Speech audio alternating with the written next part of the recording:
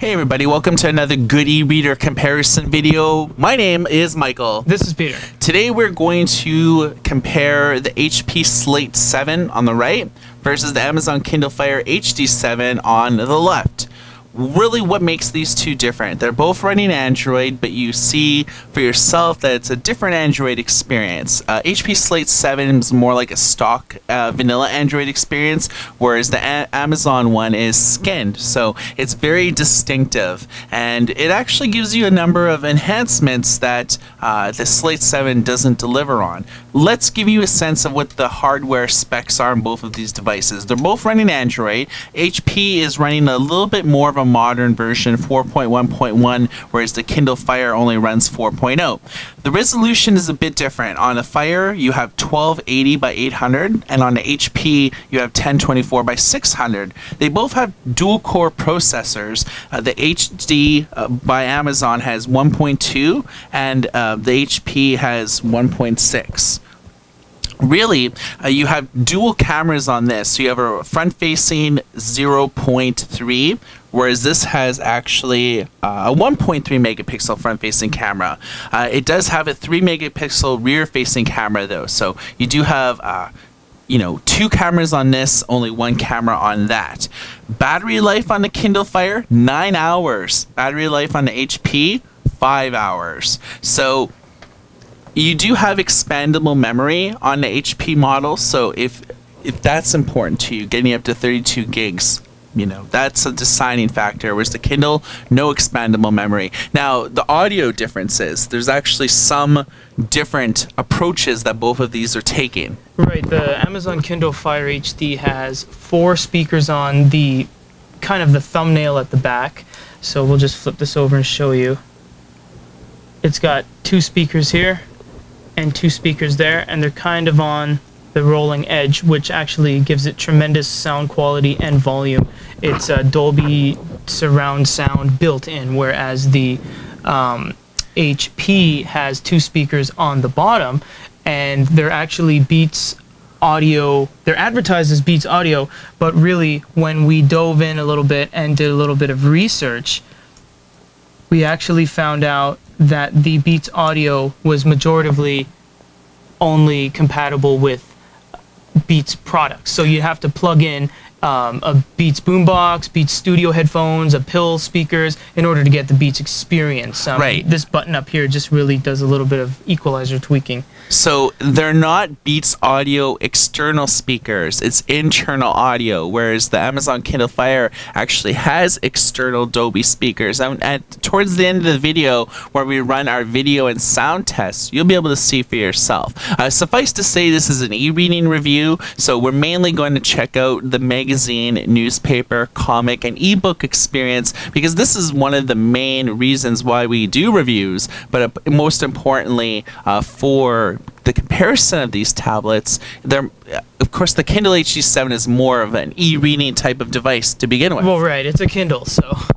Okay, so one thing that I would like to focus on is, first of all, the newspaper experience. So we're going to look at Press Reader first. Okay, so we're going to open up Press Reader on both of these, and we're both on the Vancouver Sun, so let's find the same page. Here we go. So we're on the same page here. You can see the colors really pop on both. Now note the Kindle Fire HD has a little bit bigger resolution, and something I'd like to point out about the screens, it's a little bit more evident by the naked eye.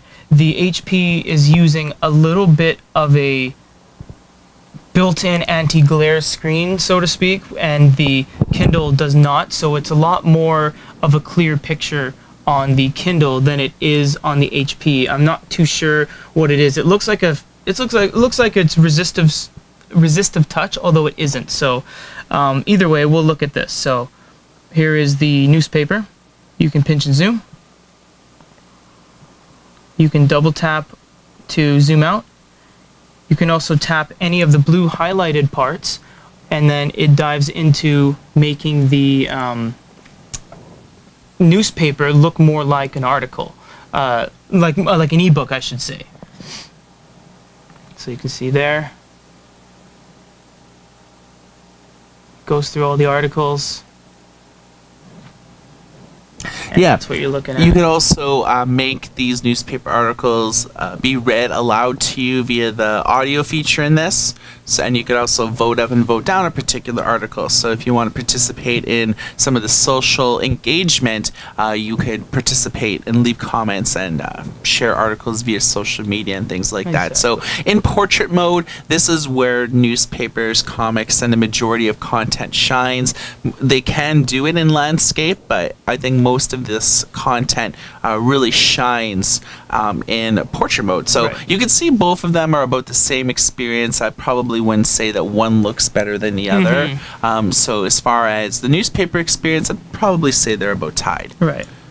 Okay. Next, let's look at the magazine experience and see how a graphic-heavy, media, how that looks. So we're going to click on the little eyeball up top so we can get to an art magazine, and what this will do is introduce a lot of colors so we can really get a good idea. So there's some blues. It almost looks like the Kindle is making more use of the screen. It's actually a little bit bigger. The screen size is the same, but just making more use of the screen. Yeah, you are right. There's about like an inch difference between like the top. The top and the bottom. Yeah, like the full dimensions of it. It just seems like the Kindle's got a lot more ability to see everything. Yeah, it does look like that there is more an effective use of screen real estate. They both pinch and zoom. They both have similar resolution, so it's not going to be night and day, but Kindle's looking a little bit sharper, just a touch. Yeah, of course, we'll leave it to the readers to decide, but I do think that the extra resolution on the Kindle is making things pop a little bit more. As well as, obviously, like we said, more of the image showing up. Right. So this is the Zinio magazine experience. Okay, next let's look at comic books, because comic books as well as magazines are fairly, you can tell a lot between how images look because they're image heavy. Exactly.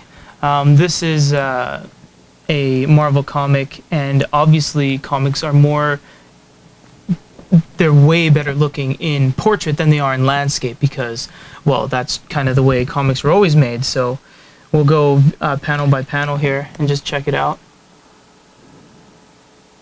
So you can see obviously these ones would look better in landscape, but conventionally the full page experience would look a lot better in portrait. Yeah. Looking really good though on both of these. The colors are nice. I mean, everything's nice and crisp. And obviously they're hand drawn, so they're not gonna, you can't really tell 100 or 200 resolution differences when you're looking at it. I mean, you could be all finicky and particular and say, this one's only 768 and this one's 800, but it doesn't really matter. They both handle it really well. Yeah, at least with this particular comic, I don't really see the differences that we saw with the magazines. Yes. Where, like, noticeably, the Kindle Fire was giving you a little bit better experience. With comic books, I'd say the balance It's on par. They're both great. You can pinch and zoom on both of these, find that sweet spot, highlight the text like this. There you go. Okay, so leave it up to you guys to judge which one that you like better. And next thing we'll do is look at the ebook experience. Now we have a different ebook on both screens, so it's not the exact same title, but you can get a sense on how it looks. Right, mostly because this device actually is using Mobi and EPUB on the HP, so formats are obviously different because Kindle has its own proprietary format. But, I mean, they do the exact same thing. Standard experience. You can make highlights, bookmarks, page turns. You can change the text settings. So they delivered a little bit different, but I mean, they're both pretty much exact same. You have all the color choices, line spacing, borders, margins, all that good stuff. Okay, so there are a few differences. For one, with the Kindle Fire, you actually have text-to-speech. Right. So you can actually have the book read aloud to you. It also does have X-ray, and this is a very useful feature. So you can see here what it's doing is if we choose people throughout the entire book, it tells you which characters referenced where. So you can see Grace, for example, isn't even introduced till about 40% through the book. There's a little bit of a space, and then she's heavily referenced throughout the rest of the book. And you can even choose terms So like how many times is Pine Island referenced? You don't even know what that is. You actually click on that, and this is every time Pine Island is referenced, and you can click on that, and it goes right to that page. Yeah, so this is good for books, maybe sometimes when you're juggling multiple books at once. Right. Or if you are, come back to a book a few months later, you're like, who are the main characters? What's the Exactly. premise of the book? I might be on chapter 8, but what's happened in the meantime? X-Ray kind of gives you that sort of indication on where you're at. So if you're invested in the Amazon ecosystem, I would say that they went on the Kindle Fire HD7 does a way better job in terms of being able to give you a more unique experience, because all of those features are indicative to just the Kindle tablet. Right. Despite the fact that this is running the Android version of Kindle, it does not have like Whisper Sync for voice, doesn't have X-Ray. You can't buy the audiobook and ebook and actually pick up where you left off. Exactly. This pretty much is running Kindle. This is a Kindle. So Yeah. that's where the differences lie. Yeah, totally. So, of course, shares and things like that. Right. So you do have some settings not available on each one. Right. So I'd probably X-Ray's give... awesome. Yeah. I mean, yeah. I would say that if you're heavily invested in Amazon, get the Kindle Fire HD7, is because you do have all these money cool features that you can't get anywhere else. Right. And so that's important to me, Right. for sure. Okay, so we pretty well looked at the majority of media and ebook reading between these two devices. Now, let's talk about the UI. Both Android, but very unique in the way that they present themselves. We were, say, looking for some apps on the Amazon App Store, but we couldn't find it. No. You can't get any apps on the Kindle Fire 7 HD unless you deal with Amazon apps. And with this, you actually have to have a USA Visa credit card, which our sales partner ShopeeReaders.com, they actually sell those, but you can't actually download any of these unless you have US billing address and a credit card on your account, whereas HP has Google Play because it is Google Play certified. Well, Amazon, though, is expanding their market. I think Right. that they have just opened up in 200 countries, or in the process of doing so, Yeah, which will make the Kindle a little bit more viable. They do have their foot in other markets, but in terms of what I was basically saying is in terms of a worldwide international aspect, you can't expect to take the Kindle to any country and it will always work, because there are going to be those countries that Amazon doesn't have their foot in.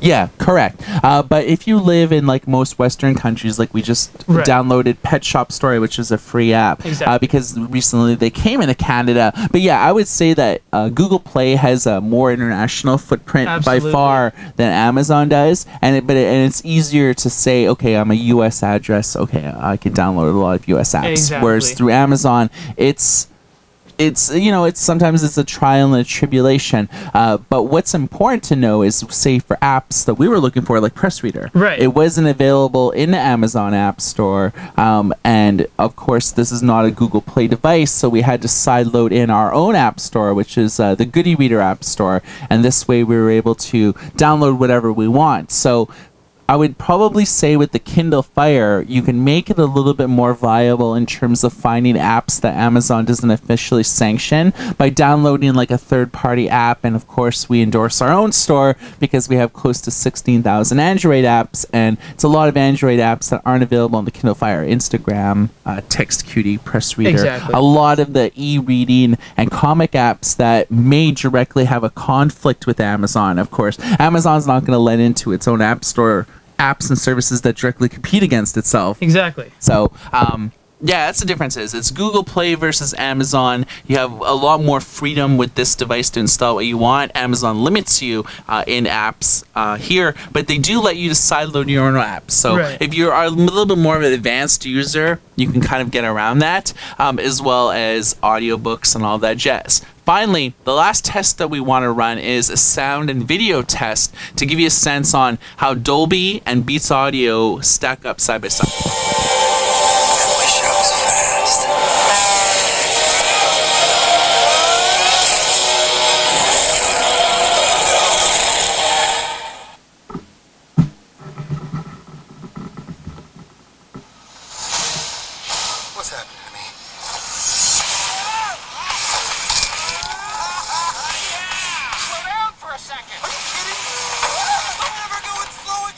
Okay, so in the end, when it comes to these two tablets, they're both comparatively priced. You're about $170 for this, and relatively about the same amount as that. Amazon does release a lot of deals, so sometimes this during any sort of 4th of July, Canada Day, Father's Day, I mean, this could deviate anywhere from $20 to $30 in discounts as well. So they seem to put 10 or 20 of those out a year for Kindle buyers. Yeah, so I would probably say that it really depends to the user and where you live. I mean, you may get more out of Google Play than you would Amazon. Certainly if you live in a country that maybe won't support it.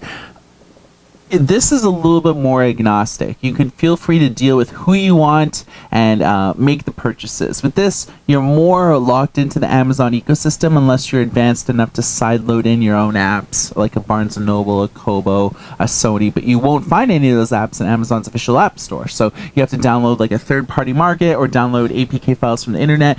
It's a rigmarole, right. You know. It's certainly, I wouldn't recommend that to your newbie user that maybe has never even had a tablet before. This is a little bit more easy. You just register your Google account. There's hundreds of thousands of apps instantly available. Resolution is poor. You do have expandable memory. You do have dual cameras. With this, no expandable memory, a single camera.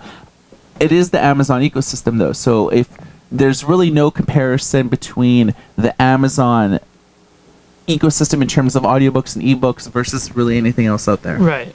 So we'll leave it up to the users to say which of these two devices you like better and why. Let us hear your thoughts. You heard our thoughts. YouTube.com/GoodyReader is the YouTube name. Michael and Peter, these are our names. And for a review of the HP 7 versus the Kindle Fire HD7, my name is Michael. This is Peter. Everybody take care.